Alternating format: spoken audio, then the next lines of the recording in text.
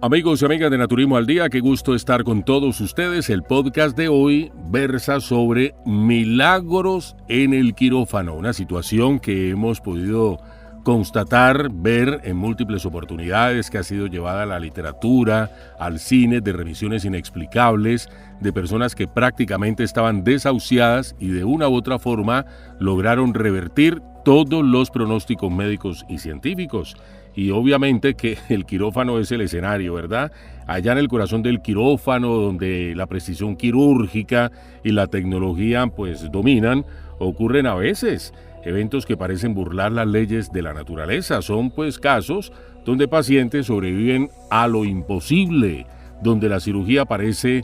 facilitar más que curar o donde la recuperación desafía todos los pronósticos clínicos, algo que realmente deja con la boca abierta a todo el mundo por lo increíble. A esto se le llama, pues con asombro y también pues no está exento de controversia, como milagros en el quirófano. Pero ¿son verdaderamente milagros? Es la pregunta que flota en el ambiente. O tal vez existen procesos fisiológicos, bioquímicos, psíquicos, psicológicos, que aún pues no logramos dilucidar o comprender del todo.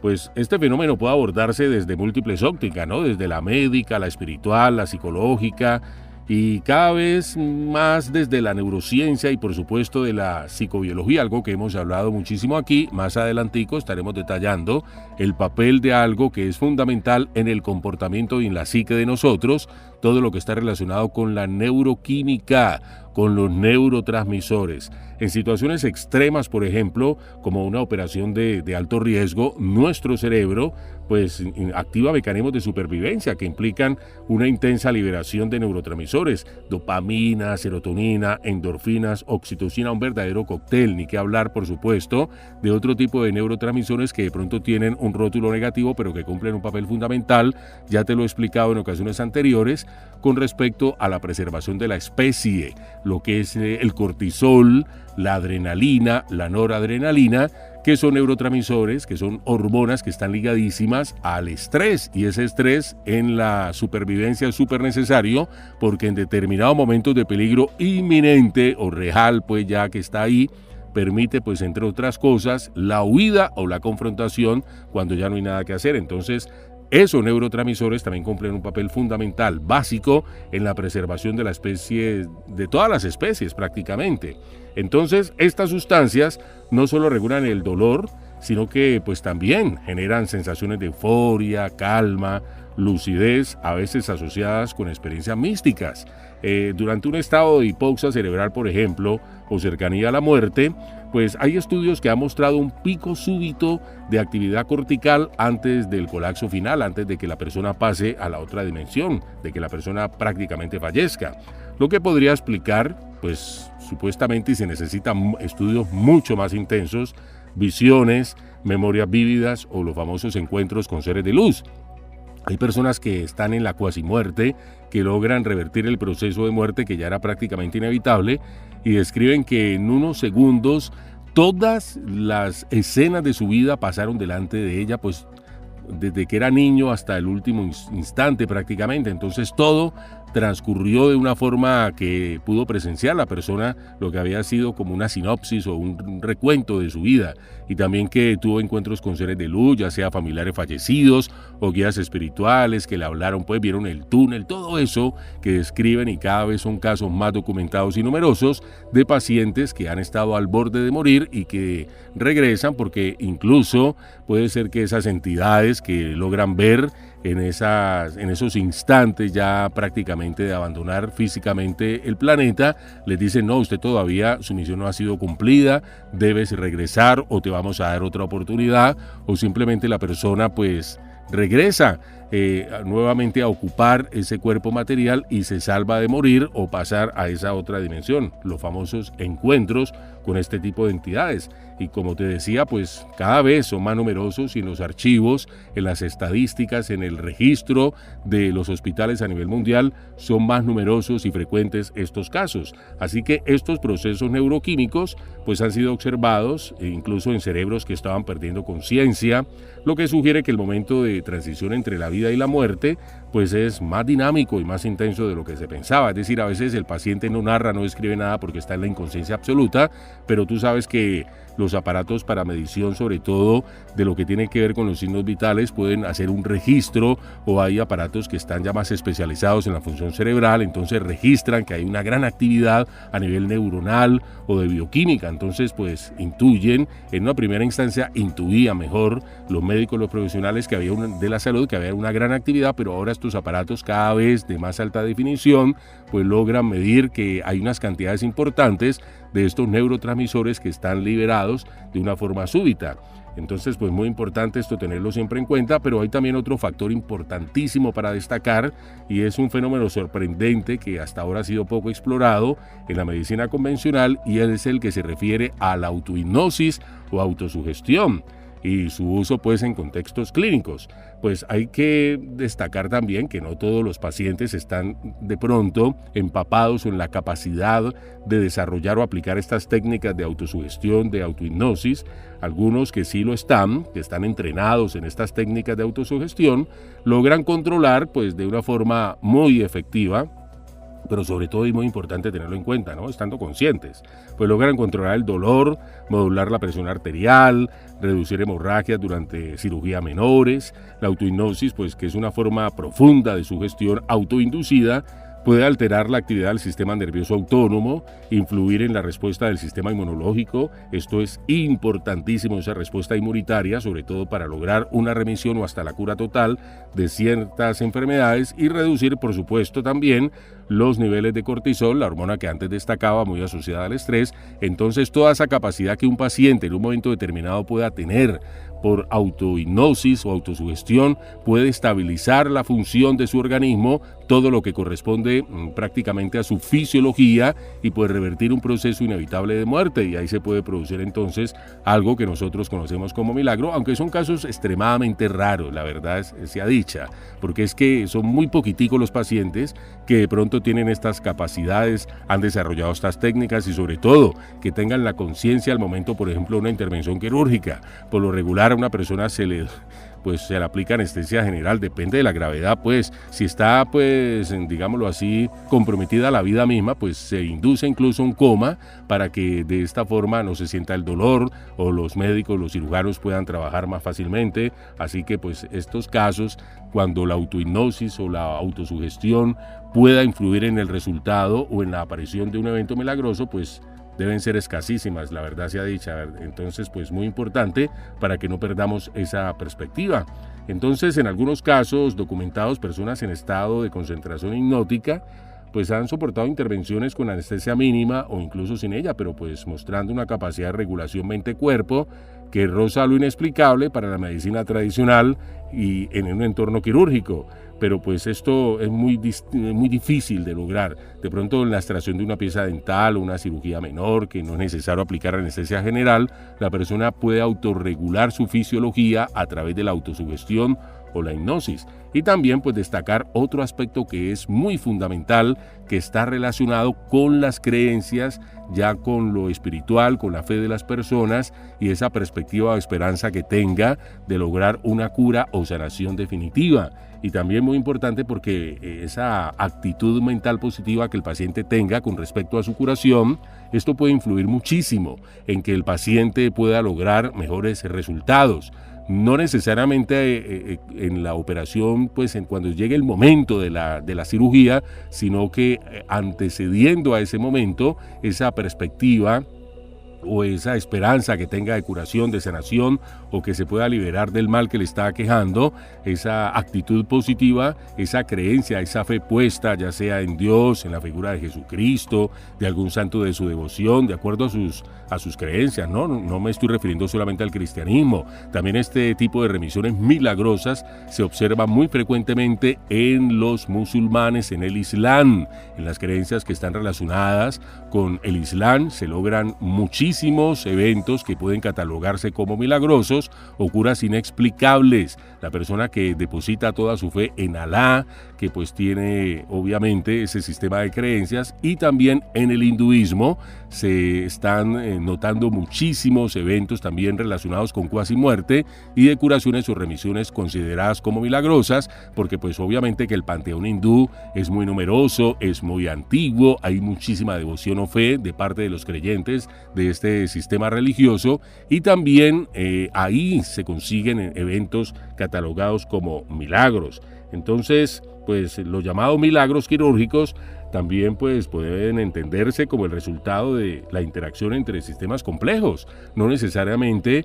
motivados por una sola de estas clasificaciones que pues he relatado, sino que involucran lo fisiológico, lo mental emocional, las creencias espirituales, sociales, religiosas, la interacción con los parientes, con la comunidad a la cual pertenezca esa persona que está enferma, que se va a someter a una cirugía. Entonces muchos atribuyen al poder, por ejemplo, de la oración, la remisión o la curación definitiva, o que haya salido avante de una operación cuando todos los pronósticos estaban en contra, para sorpresa y asombro de la ciencia médica, que a veces se rige por unos protocolos muy estrictos, un poco fríos, podríamos utilizar un término hasta deshumanizado, pero al día de hoy, como ya estos casos han sido cada vez más numerosos y reportados, ya la ciencia ha empezado como a ver con otros ojos esa interacción que existe entre la mente del ser humano, la parte anímica, lo que es lo espiritual, y por supuesto con los eventos fisiológicos, y pues hay situaciones en las cuales es como muy evidente o muy lógica esa relación. En capítulos anteriores relatábamos, por ejemplo, cómo la forma en que uno piensa, el lenguaje que utiliza inclusive para referirse a su propia condición de salud, pues crea una realidad que puede ser buena, positiva en el caso de la persona que supera la enfermedad, o por el contrario negativa, y que hace que la persona se enferme muchísimo más. Así que esa forma en que nosotros verbalizamos nuestra condición de salud, el lenguaje que utilizamos, es muy importante, porque si usted es una persona que constantemente está decretando, está manifestando esa enfermedad, afirmándola, reafirmándola, verbaliza con mucha intensidad el hecho de un dolor. No, voy a poner unos ejemplos clásicos. A mí todo me duele, yo sufro de todo, yo tan de mala, me enfermo de todo, lo más malo me da a mí, cualquier cosita me postra. Si usted utiliza ese tipo de lenguaje, pues obviamente que no son palabras que se las lleva al viento. Yo sé que a estas alturas de la vida ha recibido muchísima información en este podcast, hemos recabado mucho en lo que tiene que ver con la forma en que nosotros hablamos y la realidad que logramos crear. Recuerda que nosotros somos lo que decimos, lo que pensamos y lo que sentimos, y que cuando nosotros hablamos, verbalizamos, cuando abrimos la boca para manifestar algo, estamos alterando la realidad. Si usted sufre alguna enfermedad, tenga en cuenta algo muy importante. Cuando vaya a hablar de ella, mida y reflexione sobre los términos en los cuales se va a referir a esa enfermedad. No es lo mismo pensarlo que hablarlo y que decirlo. Una cosa es el monólogo que mantenemos en nuestra mente, pero otra muy diferente cuando nosotros ejecutamos el hecho de hablar y manifestamos, porque esas palabras resuenan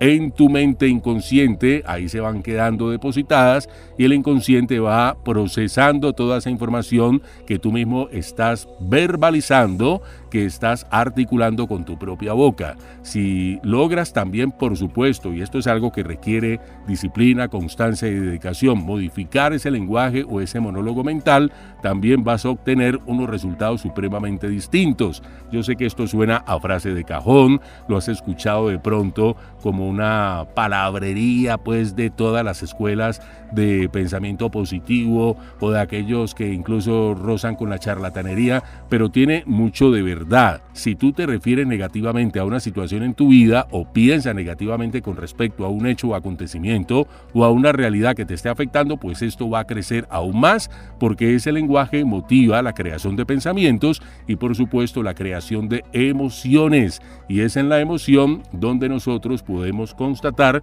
que la realidad sea buena o negativa, que sea positiva o que nos esté causando algún daño. Así que pues obviamente que todos estos elementos hay que tenerlos bien en cuenta cuando nosotros pensamos en lograr mejores resultados para nuestra salud. Incluso están muy implicados cuando se ha producido, por ejemplo, un milagro. Así que muy importante. Bueno, y con respecto a lo que nombrábamos anteriormente, el sistema de sugestión, de creencias, la expectativa o perspectiva que tengamos con respecto a nuestra curación o por el contrario, el no curarnos y empeorar nuestra condición física, pues hay algo que sí está muy estudiado y que incluso en los protocolos médicos o de comprobación de eficacia de medicamentos se lleva a cabo hoy en día, y es el efecto placebo. Cuando se va a lanzar al mercado un determinado medicamento para determinada condición de salud, se hacen una serie de estudios, análisis, comprobaciones, y una de ellas muy importante es el efecto placebo. Entonces, en ese análisis o en ese estudio se le entrega a un paciente X un medicamento no actuante que no tiene ningún principio activo, que es un placebo, que puede ser harina con algún olor artificial a medicamento o sabor incluso medicamentoso. La persona no sabe que eso no contiene ninguna sustancia o principio activo, sino que tiene como esa perspectiva o esa esperanza de que al consumir esa tableta, pastilla, cápsula, comprimido, jarabe, lo que sea, va a lograr una curación o respuesta positiva en su organismo. Esto se hace para medir incluso la reacción no solamente fisiológica, sino psicológica, también psicosomática del paciente. Entonces, el efecto placebo existe. Hay personas que son sometidas a este tipo de análisis, pruebas y comprobaciones para determinar finalmente la eficacia o no, o los efectos adversos o secundarios de un medicamento. Pero también existe algo que de pronto no escuchamos muy frecuentemente, que es el efecto nocebo. El efecto nocebo es todo lo contrario. Hay personas, por ejemplo, demasiado pesimistas o que son negacionistas, no solamente negativas, sino negacionistas. Esto del negacionismo existe muy fuertemente arraigado, sobre todo con lo de las vacunas, por ejemplo, para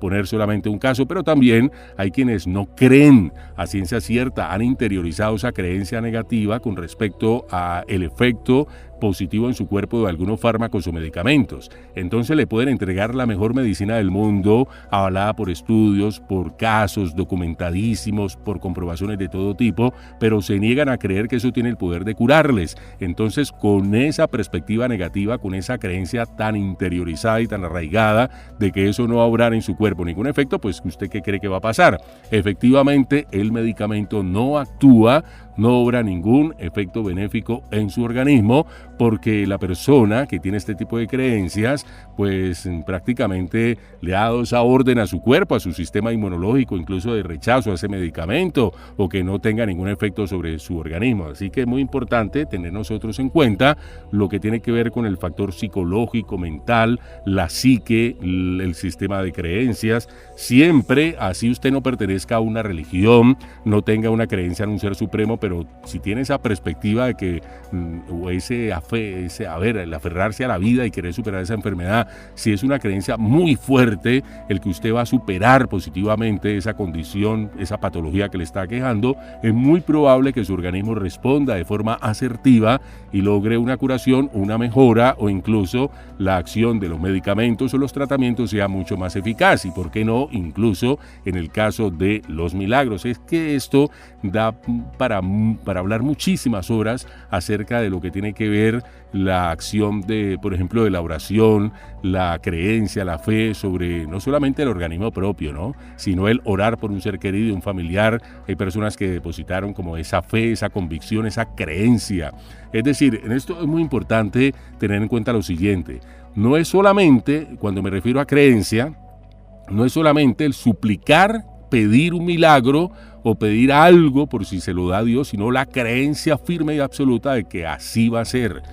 Es decir, yo creo que es el punto álgido de la fe, el estar convencido de que va a pasar. Y cuando la persona no tiene ninguna duda, cuando no tiene ningún replanteamiento, pues hay muchos casos en los cuales efectivamente el milagro se da. No voy a decir que todo al 100% la persona con fe y que pide con esa convicción va a lograr el resultado positivo, porque pues estaría mintiendo, pero pues en un porcentaje significativo, podríamos decirlo. Hay personas que no tenían ningún tipo de duda, que estaban absolutamente seguras y convencidas de que iban a lograr un milagro en su vida y lo consiguieron. Estaban absolutamente convencidas, es decir, no había cabida para la duda en su mente, y esto a veces, si nosotros lo analizamos, puede ser un poco difícil de entender inclusive, porque nuestra mente consciente, lógica y racional empieza a pensar en las posibilidades reales que existen con respecto a una enfermedad, por ejemplo, incurable, autoinmune, una enfermedad muy invasiva, un cáncer muy desarrollado, y no solamente en el caso de las enfermedades, sino en otros aspectos de la vida cotidiana. Entonces, esa lógica,